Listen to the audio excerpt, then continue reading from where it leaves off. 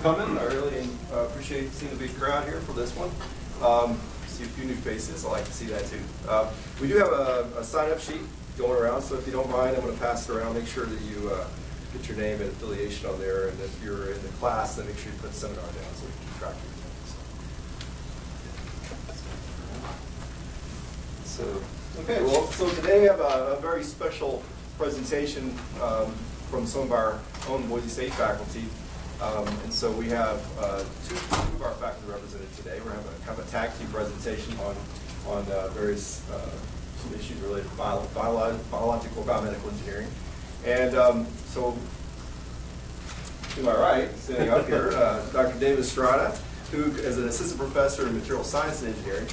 And he received his master's degree and PhD in electrical engineering from the University of Illinois at Champaign-Urbana. And again, like I said, now he's an assistant professor here at Material Science at Micron School of Material Science and Engineering. And also we have Ganesh Uzer, who's sitting down here, and he'll talk a little bit later.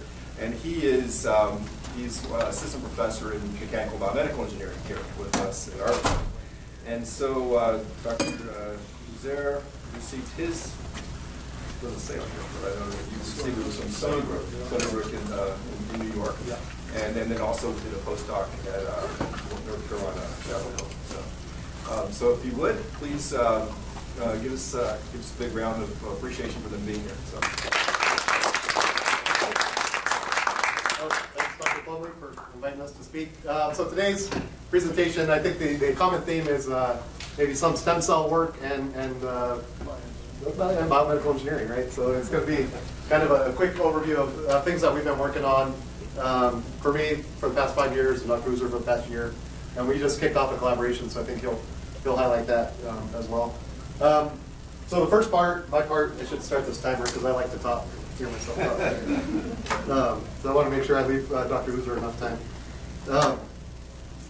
So the first part is going to talk about 2D materials and how we're applying them in my lab, from biomolecules up to tissue engineering.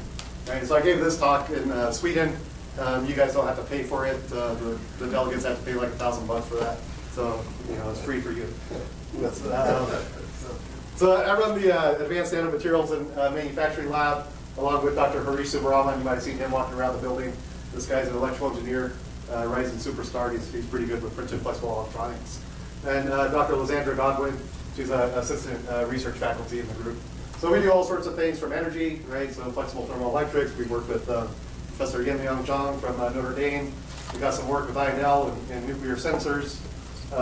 We do things for environmental sensing. We just kicked off a program to use these flexible electronics for monitoring the environment on the space station. That's a NASA project.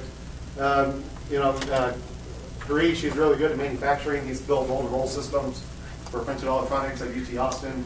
But today we're going to focus on healthcare, right? And the work we're doing there, specifically these solid-state nanopores that allow us to look at single DNA molecules, and also tissue engineering, right? We also have other efforts with Curtis Hanley trying to grow basically brain on a chip, right? And we use graphene as a embedded electrode to look at neural signals. And then I have a student working on wearable biosensors, so can we collect things like human sweat and relate that to hydration, oxygen levels, things like that. But we'll focus on nanopores and tissue engineering. So big picture, why do we care about this stuff? Why do we care about healthcare? Right? Here's money always seems to talk to people. Right? So here's your national healthcare expenditures per capita for the U.S. As a function of time. Right? And so this, I don't think this counts for inflation. So maybe when your grandpa tells you got a gallon of milk for a nickel, maybe you have to scale that up, right? So, but anyway, so you can see how the growth over time, right? So we're spending about $10K a year per person in the United States for healthcare, right? It's projected to go up to about $16K by 2025. It seems like a long time away, but that's by the time Dr. Uzer gets tenure and a couple years into associate professor, we're going to be right here.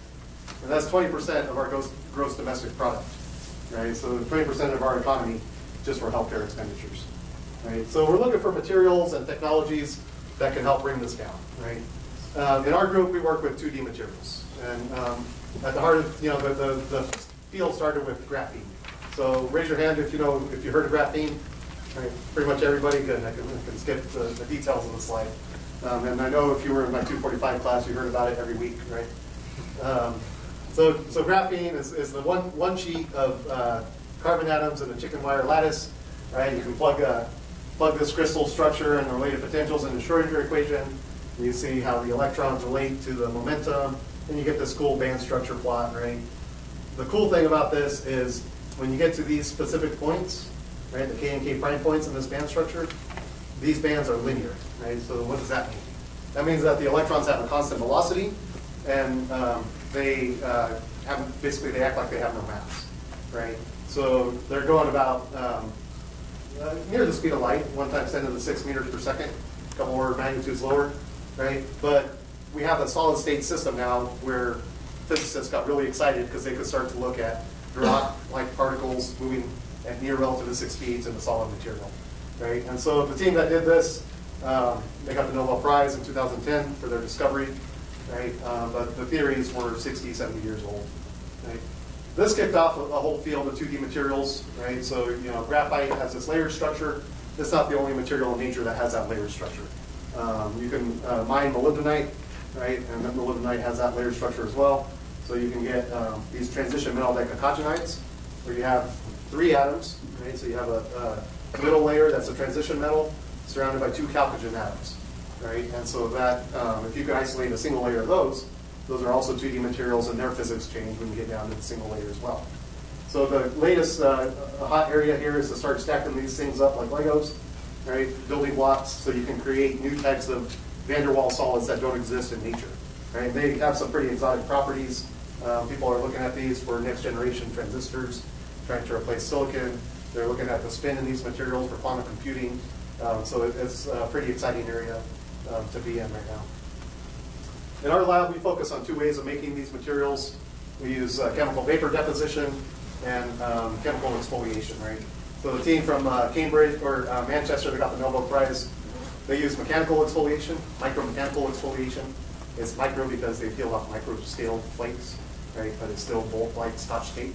So then they take Scotch tape, put it on a graphite crystal, peel layers off, do this multiple times, put it on silicon dioxide.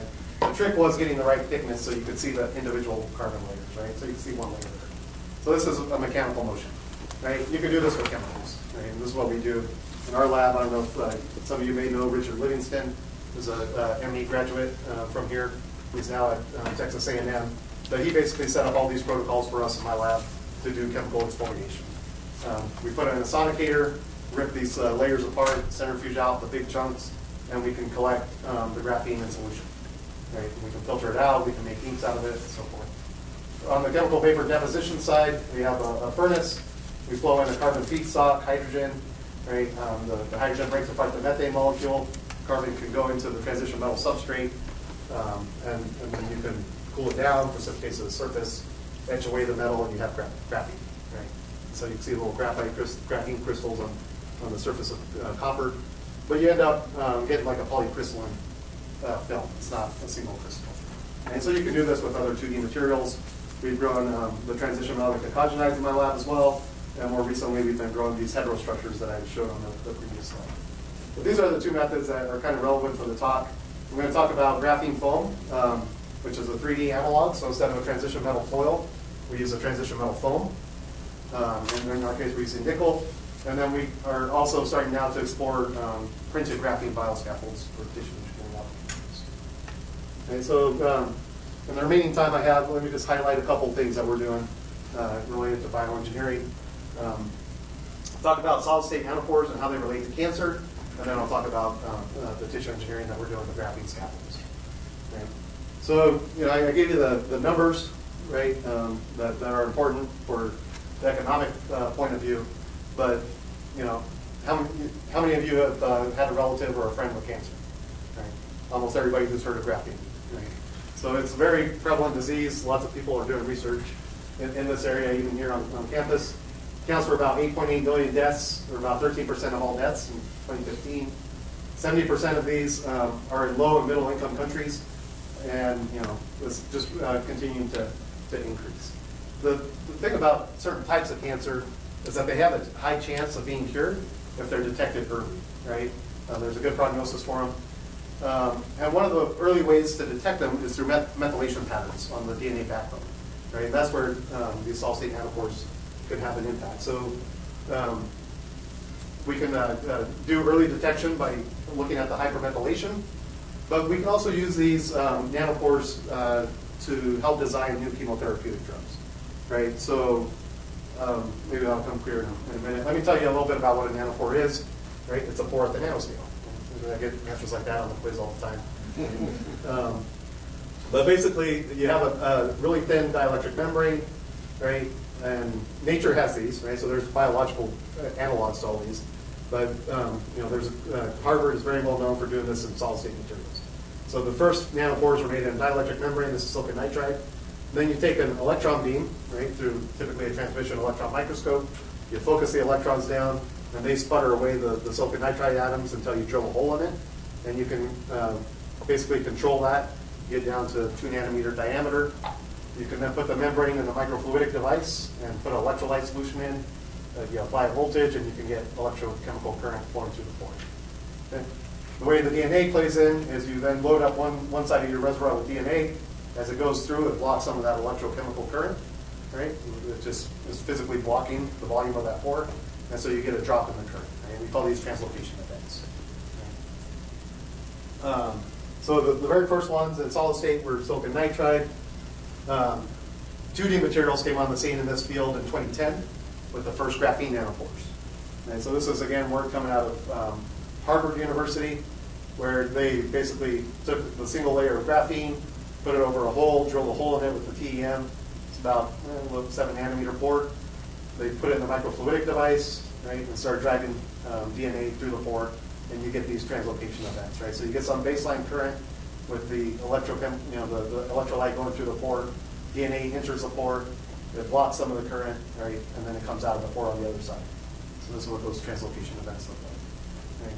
And then this is work from my postdoc advisor showing graphene as an embedded electrode. This kind of conceptual rendition, where if you can apply a voltage, and maybe you can read current out and sequence the DNA. Right? And so this was kind of exciting, why a lot of people were interested in graphene. There's been a lot of progress in this area since then. But one of the cool things about it is graphene is 0.35 nanometers thick. Right? This is on the order of the interlayer spacing in graphite. Right? The nucleotide separation of DNA is also about 0.35 nanometers. Right? So you can start to individually access the individual nucleotides as they go through the pore. The side antidote, right? You guys know who this is without looking at the slide?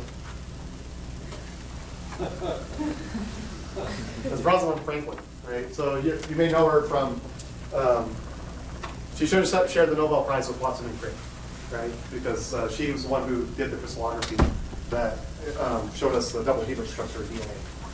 But she died of ovarian cancer before the Nobel Prize was awarded. And ovarian cancer is one of those cancers that has been correlated with methylation. Right? So I just think it's kind of neat that we are now working on these two systems, which she played a key role in scientifically, and to create devices that could have saved her own life. Right? So we've done some work with graphene nanopores. I won't bore you with the details here, but we had to kind of show that we could also make graphene nanopores. This is work I did at Illinois. We put some dielectrics down. This reduced noise, prevented electrochemical exchange with the graphene and the electrolyte. What was kind of neat and different about this work is we started binding recombinant protein A with DNA. Right? So we have a protein DNA complex that we can interrogate with these nanopores. And so it's kind of a proof of principle, but what we wanted to get to was to start looking at DNA protein complexes where we have a methyl binding domain protein. Right? So some of your base pairs have a methyl site on them, and you can design a protein, or there's proteins in nature that will bind to this site, right? And then increase the diameter of the DNA. Right? And that will manifest itself through increased blockage, increased current blockage as the DNA translocates through the nanopore. Right? So we did a DNA protein complex with graphene, aluminum oxide pores, and then just recently this year I was working with that same group, and we showed that we can do methyl binding domain proteins and MOS2 nanopores. Right? So this is just, we do the same CBD growth, different chemical precursors, We drill a hole in MOS2 and then put it in the microfluidic devices. This is just showing that we can tune the conductance of the pore. The IV depends on the electrolyte conditions, diameter of the pore. We're getting good DNA translocation through the MOS2 nanopore, 10 kilobase pair. Right? And then we moved on to really short DNA strands, 90 base pairs, with MBD1 X protein on those methyl sites. And we can see a significant difference between methylated DNA and bare DNA, right? Both in terms of the blockage level as well as the translocation times. Right? So now you have a basically highly sensitive, spatially sensitive nanopore to look at hypermethylation of DNA. So that's good for early detection, right? What about cancer therapeutics and designing new cancer drugs? This is work I did with Daniel Pelosia over in physics, where we used the silicon nitride pores and we intercalated circular DNA with ethidium bromide. Right, so the ethidium bromide molecule shown here, it sits in between the base pairs, right, in your double-stranded DNA. If you have a linear DNA, that's just going to extend the length, right? But if you have circular DNA, those forces have to relax somehow, right? And so what that does is it winds up your DNA, supercoils it, right? And then it'll knot it up, right? Because that's how it's releasing these extra forces. What's interesting about this system is that doxorubicin, the chemotherapeutic you're most likely to have if you go in for cancer treatment, works in the same manner, right? But you can only have a limited lifetime dose of dox before it starts to poison your heart, right? So we need platforms to design new analogs that aren't as cardiotoxic, right? So we use this system to show that nanopores could have an impact in this area, right? So with double-stranded DNA without ethidium bromide, our current blockages, our translocation times sit in this area. When we intercalate it, you can see the scatter plot, right? We get much longer translocation times, much deeper blockades, and this all relates to how the DNA winds up on itself, supercoils. Right? So we work with Surface Science Lab. Before intercalation, you have a nice relaxed circular molecule. After intercalation, this is that supercoiling I'm talking about. Right? The AFM shows all these extra branches that can increase the blockage as it goes through the nanopore. We did some work with computational biophysicists at Illinois, Chicago, trying to get at the fundamental mechanisms of this intercalation. Right? So this is using blue water supercomputers. So if you don't like to be in the lab, there's still work to do in this area. It's sitting behind the computer screen. And it's kind of nice because you just hit run, go get your coffee, come back 4 hours later and analyze your data. So let me, in the time I have left, let me quickly highlight, in about 5 minutes, some of the tissue engineering work we're doing, right? So this is your typical tissue engineering cycle, right? So you have a patient has some prognosis, maybe they're going to need new heart, new kidney, something, right? So the idea is that we can harvest their own stem cells, right, from bone marrow, maybe, right, and culture them out, put them on a new bioscaffold. It's genetically matched because you started with their own stem cells and then implant it back in the body. Right? Where we're working at is right here in this new materials for the bioscaffolds, and that's where I think graphene could have a role because it's an electrically conductive bioscaffold, and there's some theories out there and some work showing that the transmembrane voltage in cells can drive stem cells down different pathways. Right? So I could start with a stem cell, apply a certain voltage, maybe I'll get bone, maybe I'll get cartilage, right? So that's the theory, or the hypothesis. People have shown graphene's biocompatible with different stem cells. Here's some, well, this is a cell line, C2C12. The cells form myotubes aligned with the graphene. Neurons really love it. They grow along the graphene ribbons. Right? Graphene foam has been used in this area. With a mesenchymal stem cell, it tends to go to bone without any chemical additives. Right? So we started with this. We wanted to see if our graphene foam, we could use it for muscle or cartilage. Right? So we did some growth. This is what the foam looks like. We use the furnace over in our lab. We can do Raman spectroscopy. This tool is over in the transport lab next to the idle microfabrication lab. Basically, we shine a laser at it. The material scatters some of the incident phonons, and then we can collect light that comes back and look at the frequency shift. Right? And it's very sensitive. It's very unique to the material, to the molecule. It's like a fingerprint. Right? And so this gives us information about how many graphene layers are stacked up. Right? So we're getting monolayer. Right? This speaks slower than this one. all the way up to multi-layer, where this peak is larger than this one. This is a micro-CT analysis to look at the porosity of the foam. Then we applied it to muscle and cartilage growth. Right? So these are the conditions for muscle. We had bare graphene foam, and then we coated it with a certain protein. Right? We did the growth over 6 days, and this is kind of what the muscle looks like under confocal fluorescence microscopy. So bare graphene foam, laminin-coated graphene foam. You can see the nuclei are starting to align around day 4, and then you're getting more and more alignment, and we can stain for proteins that are expressed when you get myotubes. And so you can see that in the laminin-coated graphene foam, we got faster differentiation. And we're not even applying electrical signals or anything. This is just with differentiation media. Okay? But the laminin is playing a key role in expediting the differentiation. Okay? We can apply signals to the graphene. So here we applied electrical signal directly to the graphene foam, and we can cause the muscle to flex. Right? So you can look at image analysis and look at the particles. I have some movies on my website that show this a little better, where you can see the force flexing in and out. So it's pretty cool. It's the first demonstration of muscle growth on the foams. We then moved on to cartilage, right? So this was work from Katie Livingston, who did her master's in ME. We were looking at bare graphene foam and fibronectin coated graphene foam. This protein really works well for adhesion, so the cells will adhere to that surface. And then we did our growth conditions, did the growth for 30 days to see if we can get cartilage. Katie designed an apparatus to test the mechanical properties of the grown cartilage. This is with Dr. Trevor Lujan, right? So we designed a protocol to test the viscoelastic properties of the cartilage, right? So if you're very interested in this, go talk to Trevor, because he's the expert. Or I can point you to Katie. But basically, what we found, this was the first compressive mechanical testing of graphene foam, right? So we saw we were able to get within the elastic region. We identified that region so we could test our cartilage after growth as well. So it's one slide, but she did quite a bit of work just to get this up and running and all the data analysis. Okay? So here are the mechanical testing results, right? The modulus, compressive modulus increases after you have cell culture for 30 days. Cells are on there, they're developing extracellular matrix protein, increasing the stiffness of the tissue and the composite. What maybe one of the interesting things, and I just have a few more slides is when we compare bare graphene foam to the protein-coated graphene foam. Okay, so on this side is fibronectin-coated, this side is bare, right? And if we stain the actin of the cell, you can see all this. This is more fibril-like, right? You get these stress fibers forming, and this is more cortically arranged, so you get these large blocks, right?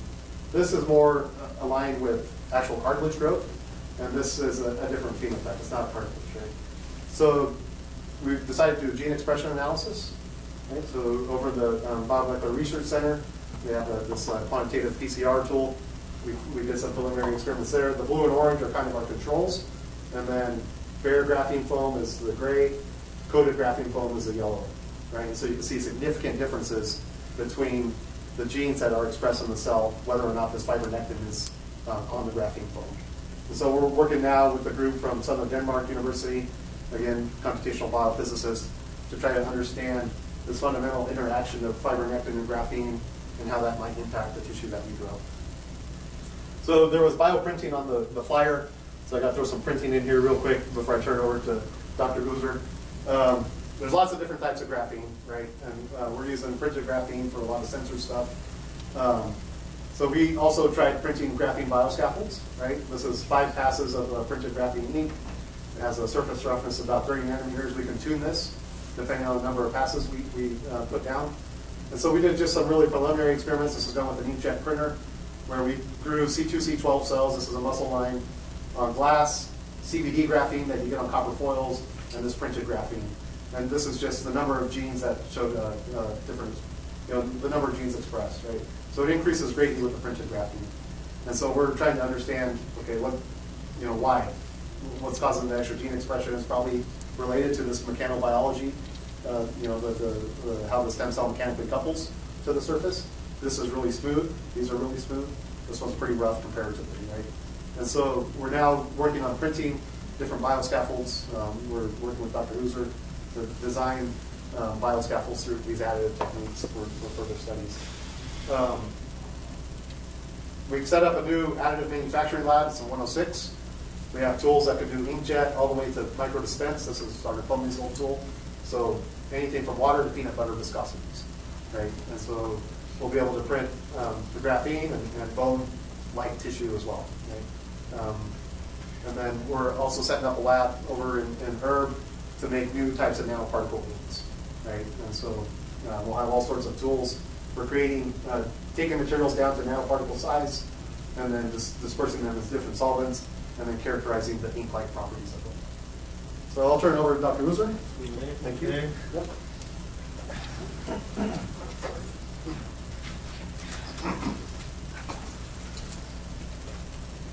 Okay, so Dr. Estrada will talk about sort of the structure of the bioscaffolds relates to how the stem cell grow on the surfaces.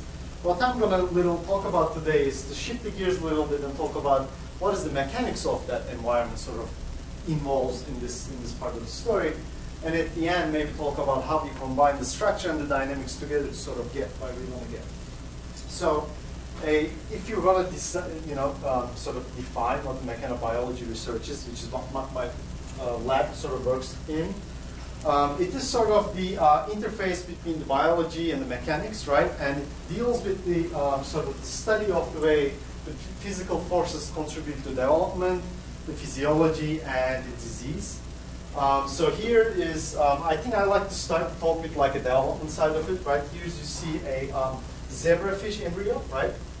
And when you think about it, the forces are present in our sort of lives since the moment of conception very heavily, right? So if you think about an embryo and then you're growing limbs and muscles and bones, there's these forces that pull apart those embryos, right?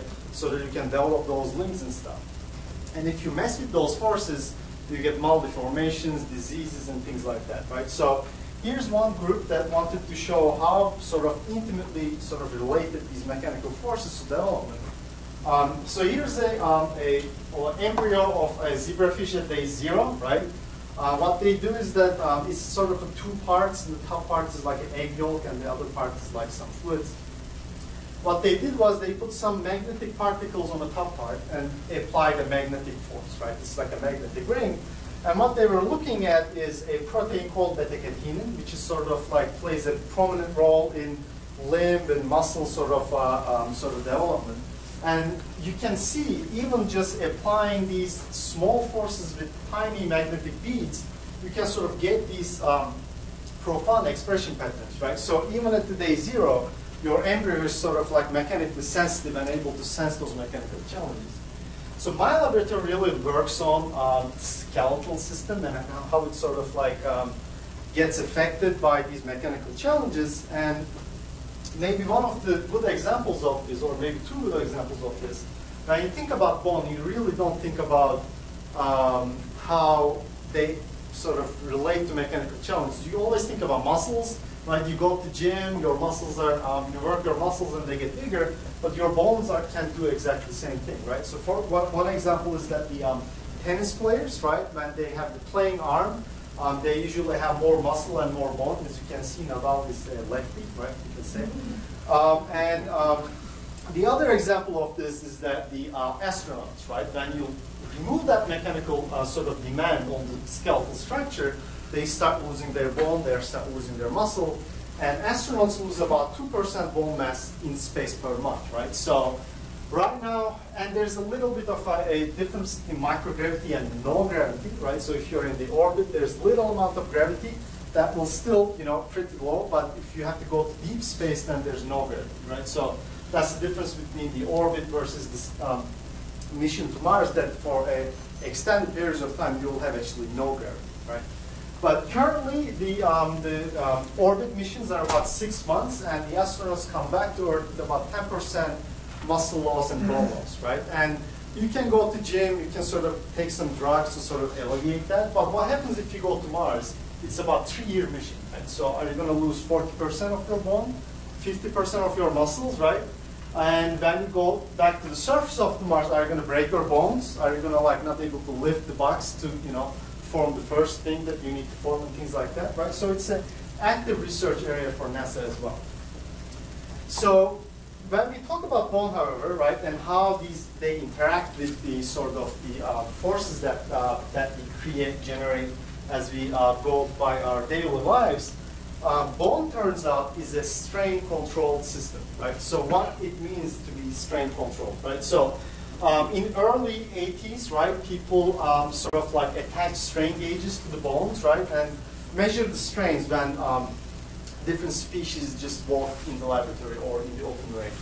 And you can say that here's a horse, right? They attach some strain gauges when the horse is either trotting or cantering, right? You can see that you have about minus 2,000 microstrains, right? Compressive loads, and about 500 microstrains, tension on the system.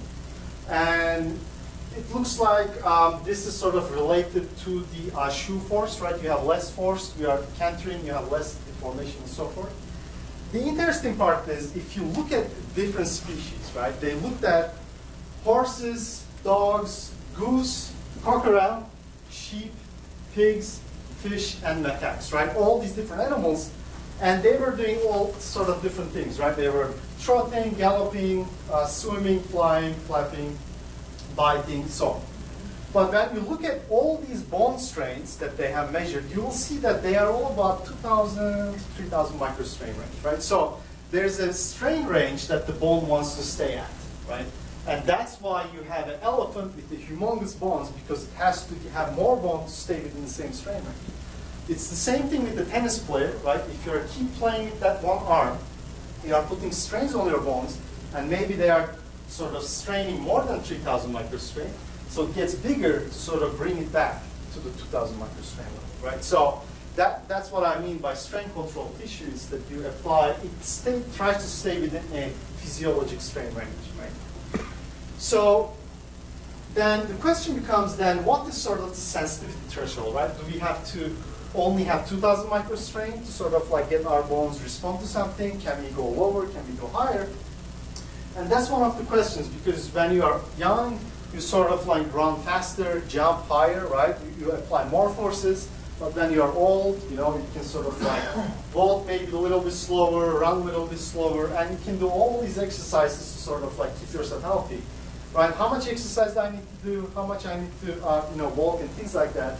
So they did a study again. I think this is late 80s. What they found was that, and let me orient you a little bit. So here's the strain gauge measurement, right? These microstrains. And this is the number of loading cycles that apply, right? And this graph shows you if you are sort of on the upside of the graph, you are getting a bone gain.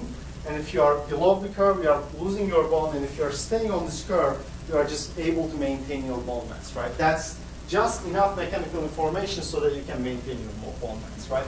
So what this graph tells us is that if I apply about 2,000 microstrains once a day, so if I go up to the stable and jump once a day, then I can maintain my bone mass. That's enough mechanical information to do that. So what happens if I want to half that, let's say 1,000 microstrains, so I go here, I have to do about 200 loading cycles. What it means that if I get out of my office, walk around the campus 200 steps, then I can maintain my bone mass, right? And then you can make that analogy go lower and lower, and turns out if you want to apply about 10 microstrains, you just have to do 100,000 times, right? And then you can maintain your bone mass. So then the question was, again, so we are moving on to like about 2000s now. The question is now, what is the daily strain history in bone, right? So if I'm going to my office, doing my stuff, what is the bone strain history, right? They couldn't do it with humans, right? Because I think it's painful to have a strain gauge attached to your bones. But they did it with dogs, sheep, and turkeys. And surprisingly, when you look at this, and here's not how they attach strain gauges in bones, but just an example. You will see that the across different species, you have pretty much similar sort of distribution of loads on the bone, right? So you have maybe 1 or 2 events that are about 2,000 microstrain, right? So I mean, think about it. When you are going through your day, unless you exercise actively, how many times you go up to the stable and jump down? Maybe once, right? But if you look at this, there's hundreds of thousands of events that are 2 to 5 microstrain range, right? So where these forces are coming from, right? It turns out these are coming from your muscles, right? So when I'm standing here, trying to hold my hands like that, my muscles are twitching in micro motions, right? If you zoom in, you can see my muscles twitching. And it turns out they also create those microstrains on the bone structure. And these are actually precisely the signals that you lose when you age, right? So you probably heard about saying that your fast-acting muscles sort of go bad, right, when you get age, and you have these slow-acting muscles sort of like stay. And then if you look at sort of the muscle activity, right, so here's the amplitude and here's the frequency range. You can see that if you're a young person, right, about 27-year-old female, that you will see that there's some 0 to 10 hertz activity, but there's lots of activity between 20 and 50 hertz, right? Those muscles are twitching pretty fast. But if you go to an aged person, right, in this case 73-year-old female, you'll see that this high frequency domain is almost gone, right? There's not much left. And they were looking at the postural muscles, right? Then you can see that if I only have slow acting muscles, then I'm going to sway more, right? Because my muscles are twitching slower now. But if I'm younger, I can actually maintain my stability more, and then that leads to a better balance and maybe less fall, right? So that's one of the reasons we are bad at falling in aging, because our fast-acting muscles sort of like go down. So what we try to do in the lab is one of the things that we try to do is that can we give that information back to the patients, right? So we basically apply the same frequency domain, right, 30 hertz to 100 hertz, right? And we put the patients or animals or cells into these vibrating plates and then try to give that small information back to the body. And it's been shown that it increases the bone mass, improves balance, and then makes more bone and also other things. So, however, right, vibrations are not only the only thing that sort of like regulates the cellular structure or bone structure or tissues, right? So if I'm a cell sitting in the bone, right, what kind of forces that I'm dealing with every day, right? And how that forces sort of relate back to my function, right? So if you look at the person running, right, we can look at this at the tissue level, right? You will have some sort of strain on the bone, you will have some forces on the bone, and if we sort of put our magic goggles and look at the bone of a tibia, right, the person that's running, you will see that we have some trabecular bone, which is this spongy part, and you have this bone marrow cavity that fills with the viscous bone marrow, right? The bone marrow is about maybe 400 to 800 times more viscous than water, right? So it's a pretty jello-like substance, and here's the cross-section that you look from the other side. So if I'm, for example, running, right? So we already established that you'll have about 2,000 microstrains, right, in compression, 500 microstrains in tension, right? And if I put this compression, right, into my bones, my cells in there is going to feel that compression directly because that's like a strain response. But what other forces that the cells will feel, right? The first thing is if you imagine the bone as a big sponge, right? If you just squish the sponge and apply compression to it, there will be some fluid getting out of it, right? So then you have some flow out from the bone, right? Because all the fluid inside sort of like pressured out. And you'll also have, in the tension case, your bone cells is going to get some tension, but they also get some flow in, right? So when you are walking now, my bone cells are getting these like fluid flow patterns, right? From inside to outside the bone, and then you can actually quantify that in animal studies as well. But if I'm a bone sitting in a sort of like trabecular bone surface, I'm getting strains, I'm getting accelerations, right? And I'm also getting these oscillatory fluid flows, right? So the question that we are dealing with is how these forces relate back to the sort of the function of these bone cells, right? So let's take a step back though, right? So my lab really works on the tissue level exercise models, maybe some 3D printing strategies we are just trying to get in, right? How these like tissue level forces sort of get applied to the cells, and also how the cells respond to the mechanical challenge, right? So I'm going to start a little bit about the cellular level and then try to work my way up into the tissue and animal level studies. So the cells, or our bones, or muscles, or any other tissue in your body that's musculoskeletal, is going to respond to the mechanical challenge because of the cells there, right? The cells are mechanosensitive. And if you were to look a little bit into detail into what that cells are in bone, right? You have a bone surface, in femur in this case. Here's the bone surface, and you have osteoblasts, right? That's sort of bone-making cells. They lay down the collagen 1 matrix. They mineralize the bone, and you also have osteoclasts. So these are look like your immune cells, but they actually eat away the bone, right? And these two cell types work cooperatively throughout your life cycle, right? And every single bone that you have in your body is going to be replaced by these two cells in about 10 years now, right? So the osteoclast is going to eat away all the cells that a bone you have, and osteoblasts will come in and make the new ones, and the turnover of bone tissue is about 10 years. It gets a little slower when you age because the osteoclasts get more active, so you start actively losing bone, right? The other cell type that we have is osteocytes. So these are osteoblasts get trapped in the bone matrix as they are making bone. So these cells act as sort of strain gauges within the bone structure. So if you are in a loading event, these cells are the ones that actually sense it in terms of like strain indication. They can tell the other cells, hey, there's a strain sort of concentration here, maybe send more cells. The other cell type that is in the bone marrow is the mesenchymal stem cells, right?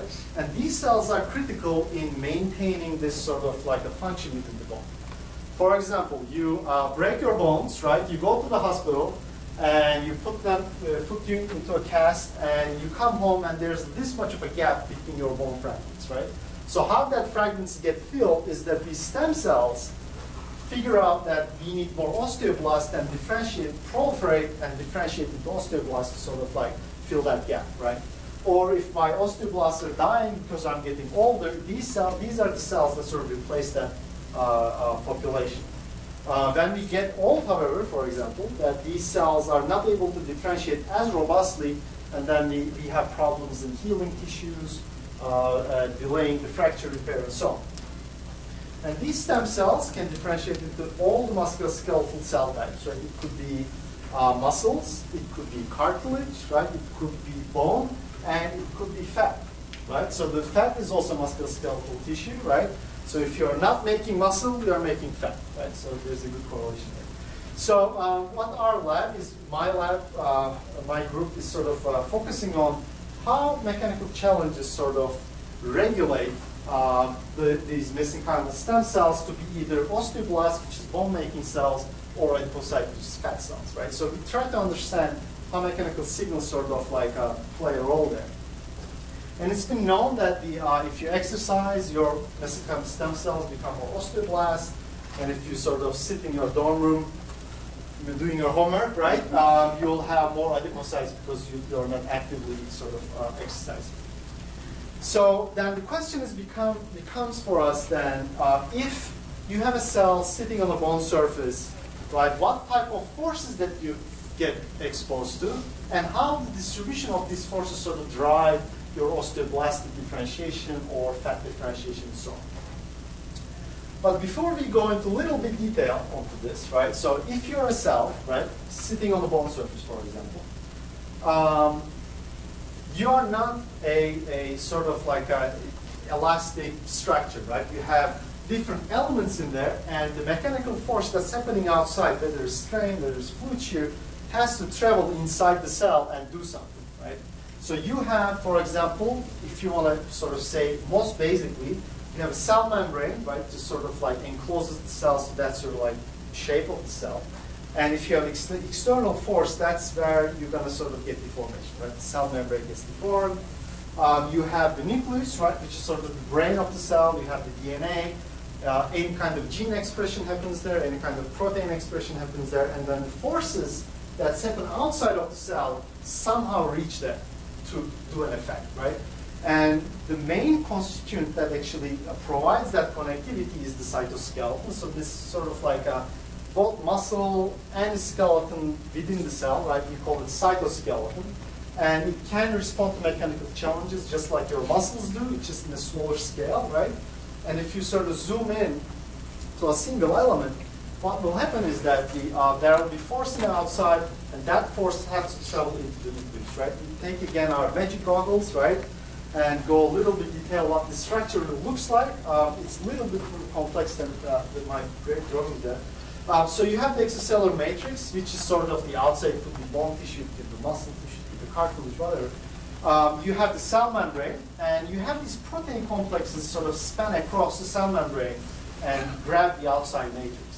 And the inside part of that, you have these focal adhesions, which is sort of the plaque-like structures that accumulate at those attachment sites, which also serves as the binding points for these cytoskeletal elements, right? And when the cytoskeletal element sort of crosses the cell, it binds itself to the nuclear surface, right? And it binds to this nuclear surface using a protein complex called link, right? That's sort of the one of the focuses in the laboratory is that this link complex is made out of an aspirin protein, right? Which is sort of these giant protein protrudes out of the nuclear surface and grabs onto the cytoskeletal elements, and a SAM protein, which sort of like anchors the aspirin inside the nucleus, right? So it forms a direct mechanical link between the outside of the cell, which we have all these running, exercise, or disuse, and then translate that into the chromatin, right? Where the real stuff happens, like gene expression and protein expression. So again, this is called link complex, just for its functions connecting the outside of the nucleus cytoskeleton to the chromatin. And it binds to the actin skeleton on the left and laminae and the chromatin on the right. So what we try to do now is to study even at the cellular level, the animal level, and how these mechanical challenges sort of like affect the cell behavior, right? At the animal level, what we do is we actually use mice models, and we give them these wheels, right? When you give a wheel to a mouse, what they're going to do, they're going to run, right? They run about 10 kilometers a day if you don't stop them, right? So they just keep running. So what we do is that we limit the running to about 5 kilometers a day, and then we lock the wheel, and then they cannot run anymore. But what we can show is that they can make more bone, right, when they run, and they make less fat in the bone marrow, right? So we think that these stem cells are responsible for sort of increasing the bone and decreasing the fat within the bone marrow. And we are now just setting up these animal running experiments in Boise State as well. So increase bone, decrease fat, and at the cellular level, however, we cannot just tell cells to exercise.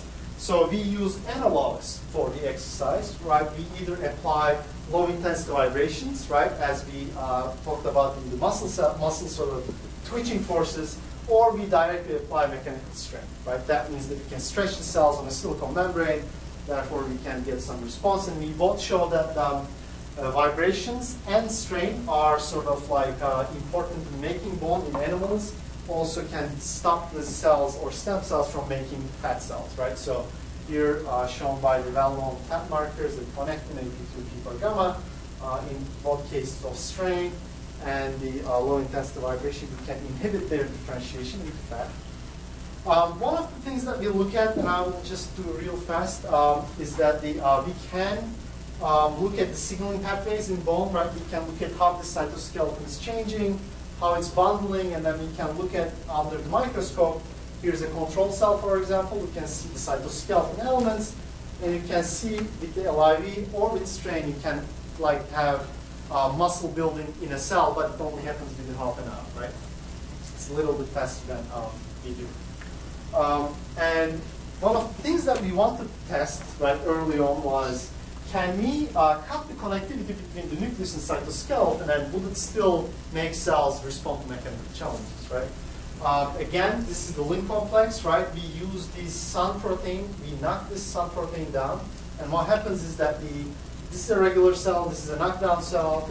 You can see the nucleus here sort of connected with the green elements, right? So it's like a healthy cell, an unhealthy cell, so to speak, right? When we knock down this SAN complex, we can see that the nucleus is more round now, it's less connected, and we can quantify that, and when we look at the nuclear height is increased, nuclear area is decreased, and the volume remains about the same, right?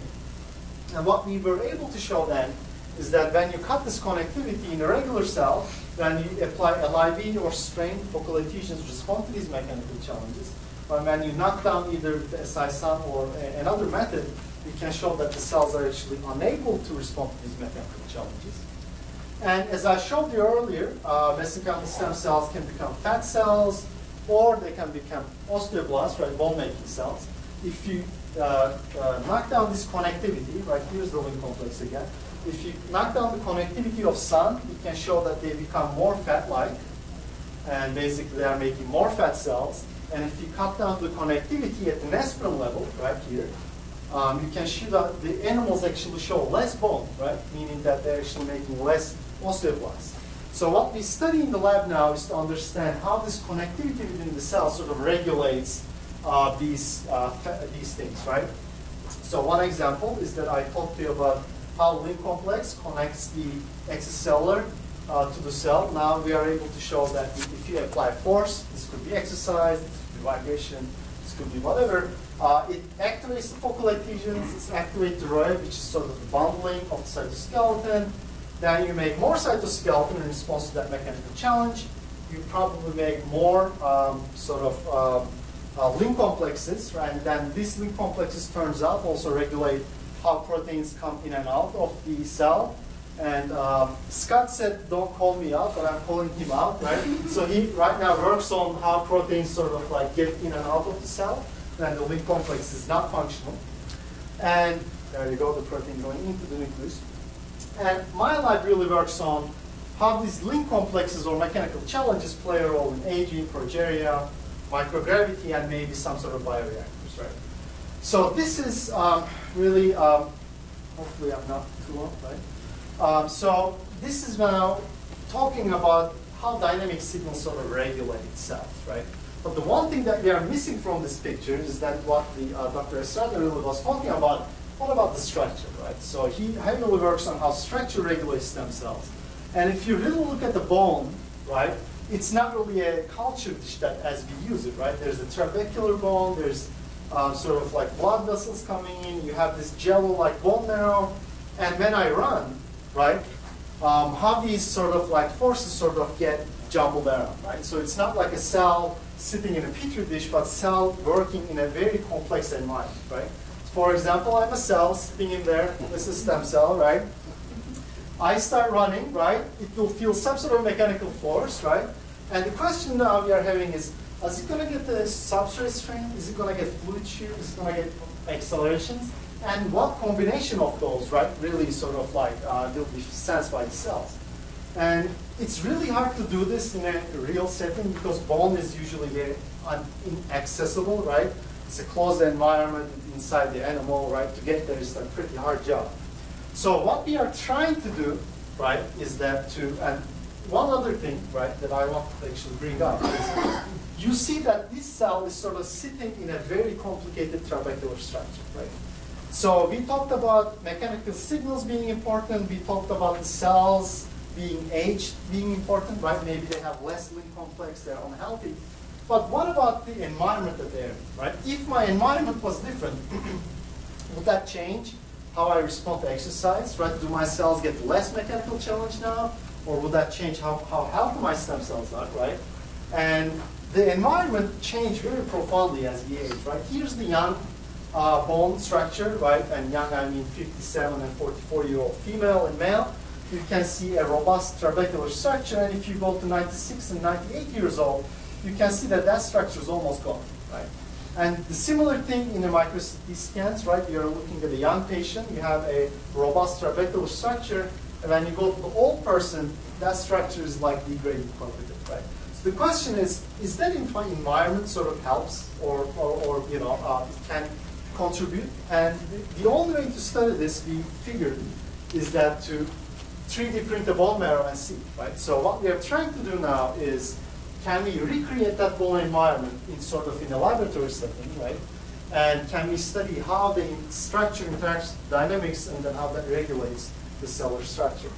The one big problem, right, to study how the cells are sort of distributed in the bone marrow is that we want to see where the cells are, right? So that's one big problem that we cannot solve quite easily. So we found a mice model, right?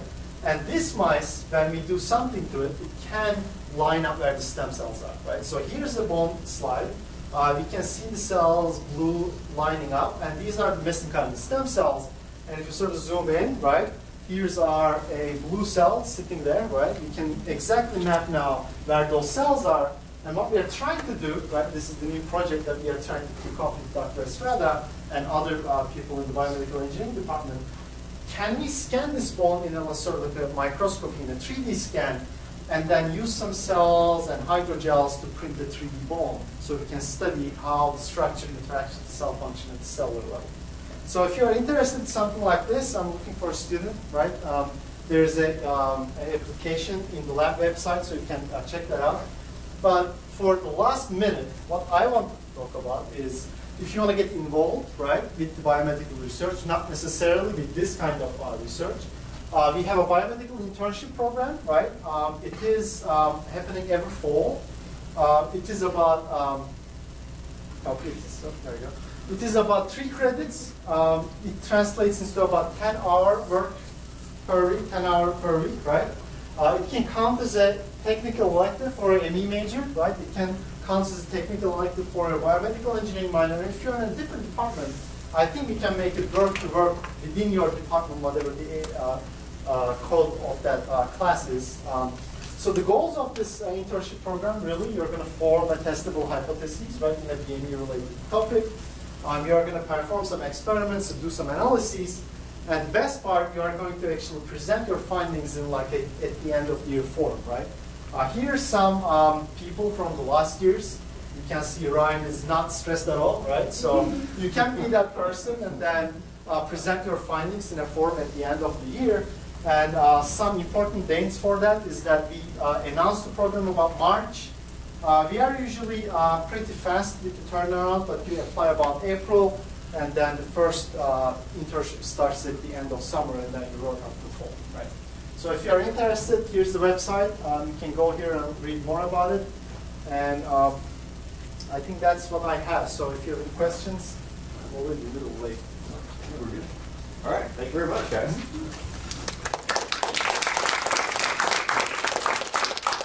All right, we have some time for a few questions.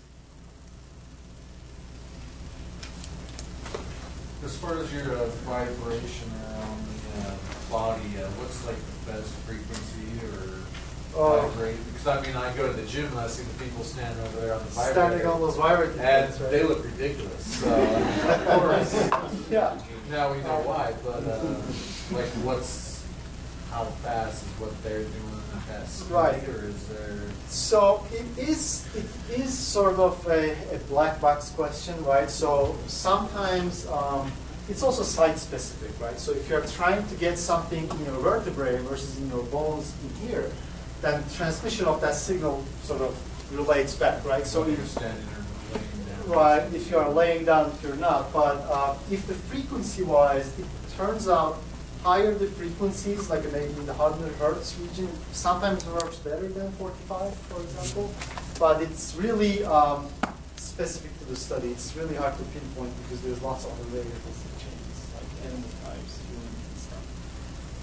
But it's usually at the clinical studies, people use about 90 hertz. 90, 200. Not yet.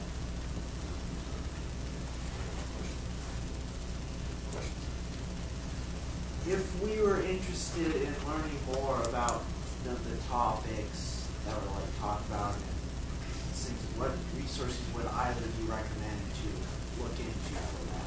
Actually, that reminds me of my last slide, right? So you can go to my website, right?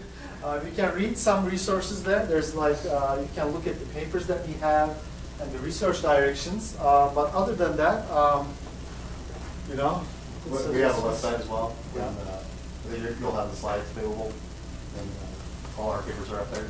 Right. Just come talk to me in an office. Yeah, hour. that will be good. You can send emails, or you can go to the internship program and and do some hands-on work. That's also a possibility. Yeah, that was a very successful internship we did. I guess first time last fall, and we had 4 total. Five, I think. Five Yeah. students that all went through, and I think it was a really successful experience for everybody. Yeah, one of the students who was working on a graphene foam project, he's now working in San Diego in the bioprinting in industry. Is that right? Yeah, Emily. Oh, Emily. Yeah. It definitely bumps up your CV.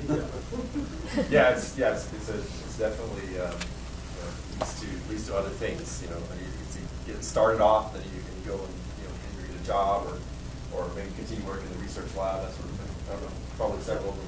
Yeah, one of them is now working, started as a research position, and then he's doing great. Yeah. Other questions? Yes. Out of curiosity, David, Professor Estrada, you mentioned the quantum computing work being done with the graphene. Is there anybody around here who does that? Paul Simmons will be the closest in solid materials. Okay. He's not doing 2D materials. He's doing quantum dots and other semiconductors. And then the DNA origami group is trying to do it with DNA. But we're making the materials. We got, the clean room's up to par. We could start in that area if you want, but we've got so many other projects right now.